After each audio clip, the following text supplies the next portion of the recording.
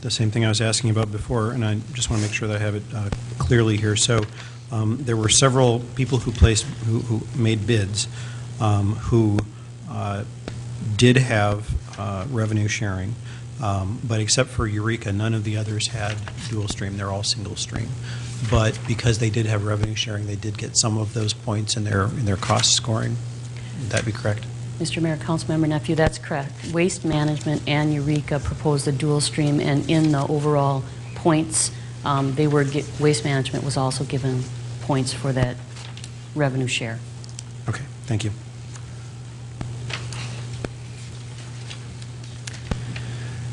So to belabor that whole situation just a little bit more, the ranking that we have in our packet, which is having to do with contract cost, that after the analysis is taking into account whether there's revenue share or not. This is the amount that we would anticipate that we would be paying over a 3-year period for the contract. Correct. Mr. Nephew? Thank you, Mr. Mayor. I have 2 additional questions that I think will be helpful for me having some understanding on this. The first is, can you tell us what the historical cost of the recycling contract has been on a net basis? So that if we look at, for instance, what the contract costs here are, what would it be looking back on the past 3 years? Mayor, Council, historically, and I'll go back the last 5 years, we have averaged anywhere from $200,000 to $260,000 per year. That number has gone up, but during the early stages of that contract, and a lot of that, again, is predicated on the revenue sharing piece, so it's hard to go there. And the revenue sharing piece has also gone up and down, as Council is aware of. But in 2008, when the city did receive $106,000 in revenue share, the contract costs were about $200,000. And conversely, in 2009, when the revenue share was somewhere between $14,000 and $15,000, of course, the costs were above that $260,000 per year.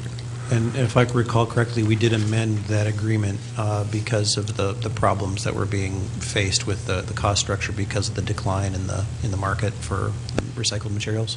Mayor, Council, that's correct, yes. And so under that amended agreement, do you know offhand like what the 2010 bill is looking like it'll be? Mayor, Council, we're paying somewhere right around $30,000 per month. And that was that blended rate of $2.10, if you would, per unit. And that included the single-family residential component as well as the multifamily piece as well. So that was the blended rate. Okay, and that's basic cost, not knowing yet what our revenue share is going to be, or does that include revenue Mayor, sharing? Council, that does include that as well. Yes. Okay. Right. We're projecting this year to receive somewhere in the neighborhood of about $55,000 to $60,000 in revenue share. And overall, then the net cost to us for this year, you're saying was going to be around 360-ish thousand. Mayor, Council, yeah, somewhere in the 320 to 360 number, correct? Okay, all right. Well, that's helpful for comparing to where these contracts are looking forward on the next 3 years. And the related question in terms of how this directly impacts our residents' pocketbooks is how is this cost passed on to the homeowners in Maplewood?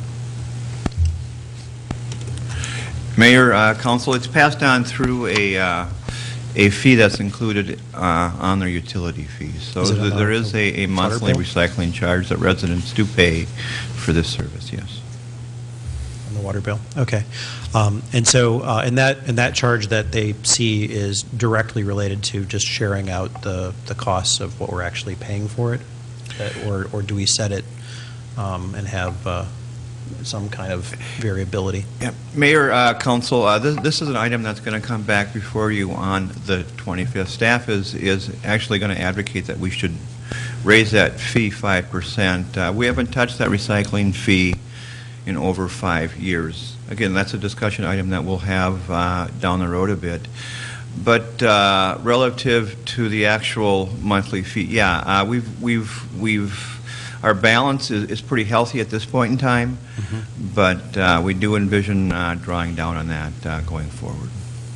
Okay, so it's been accumulating a fund that's used to pay this out, and thus far it hasn't been necessary to increase it because of what we've gotten from revenue sharing and so forth in the past years. Mayor, Council, that's correct, yes. Okay, thank you.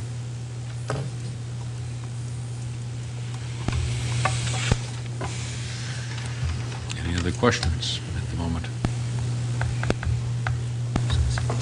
Did it? Yeah. Okay, so, Mr. Tripler, were you here for this?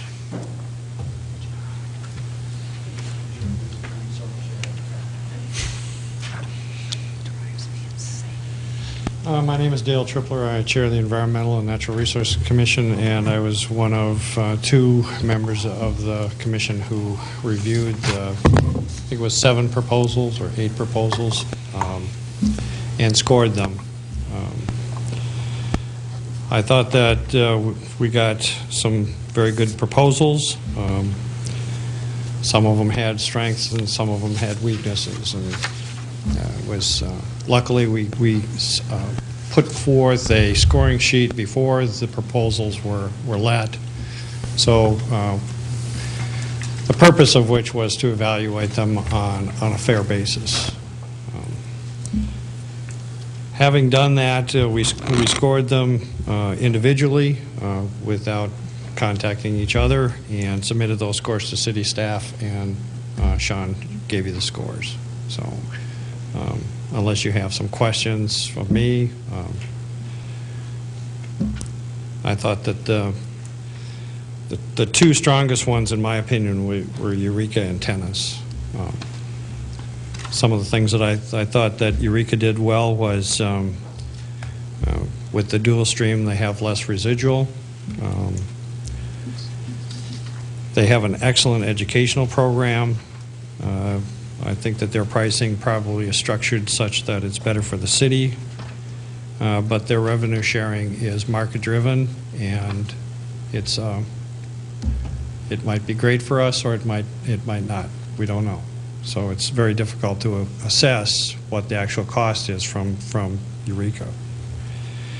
Tennis, I think, does an excellent job and really goes out of its way to try to find users for plastics which are not 1s and 2s.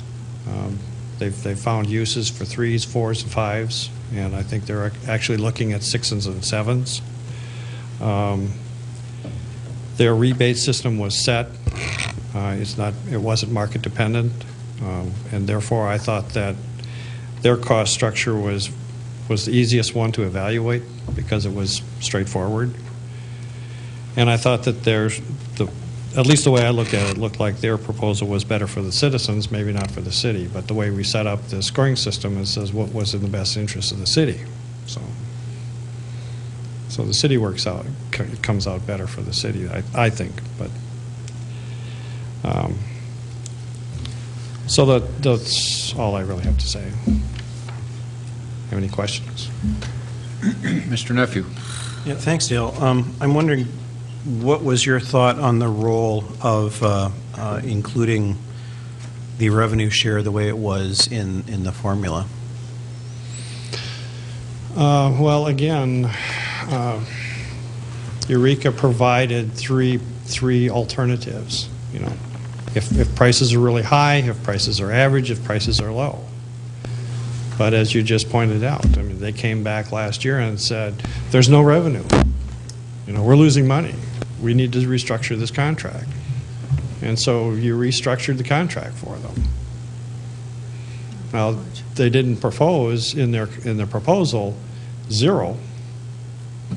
They proposed low. Well, we already know it goes lower than low. But so I didn't try to make any guesses. I tried to evaluate based on what was submitted. Thank you. Mr. Lanas. Dale, I went back and looked at the presentation by the various vendors, and I just wanted to make sure that it was clear that our preference in the RFP was for a dual stream response, and that we would, in second, take a look at all responses that included single stream options. Eureka being the only one that responded with a dual stream, right? That's correct. And they have the highest score. And the 4 that fell below that were single stream, and those,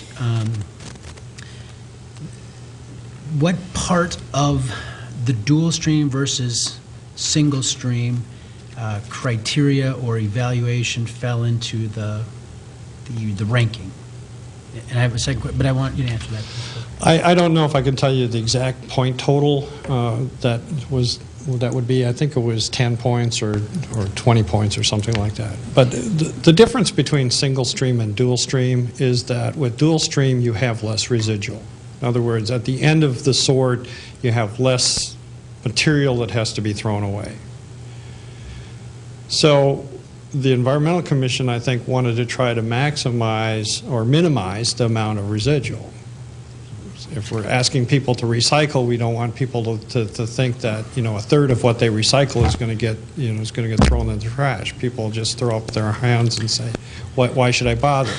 The downside is that studies have shown that with single stream, it's less hassle for the citizen, the individual citizens, and so you have more compliance. You have more people contributing to it. So if you look at the total, I don't think anybody really did a study to tell whether or not the increase in the amount of recycling material that comes into the system, then that's not going into the waste, but it'll eventually get into the waste. And so it's kind of, you know, it's a balancing act. Yeah, that diversion rate is arguable on both sides. In other words, you're going to have an increase in single stream recycling. You will also have an increase of unusable materials. But the diversion rate of taking those that increased in a dual or a single stream will, in many cases, level off with what would otherwise normally go into a landfill. So you can really argue both sides. And so my question in asking that was, what was the point piece associated to the ranking? And you said it was nominal. It was about 10, It is thereabouts. 10. It was 10, right? Okay. So the question is, and this is a hard one because I don't know that this is specifically at anybody in the staff or the commission, but it seems to me, and maybe you can help me with this, that there are 3 issues with moving to a single stream. There are members of the commission that feel that the byproduct or the waste of that is not something that is a compelling reason to go to a single stream, and that the education component to converting people over from dual stream to single stream is an added workload, if you will, for the city staff and for the commission to get people to go that direction. And then I think the third is just sort of the revenue piece, which we can, you know, argue that tennis, actually in terms of cost and revenue sharing, was probably ranking a little bit higher in terms of what Eureka is. So to me, Dale, and I guess it's a question for the council, is really, are we going to stick with what we got because we know and it's just the way it shook out, or do we even want to entertain the idea of going to a single stream? And I know where my colleague to my left sits, but I would be interested in hearing, if you could, why one is better than the other. And I know what you said before, but help me with that one more time. Well, I think from an environmental standpoint, the less residual you have, the better off you are. Okay? I think Eureka made some compelling comments about the downside of single stream is that you get a lot more glass breakage. And the glass breakage then gets embedded in the papers, which makes the papers less marketable, and the value of the papers go down. So it's not just the residual. There are cost implications for other things. But then again, you get into the question of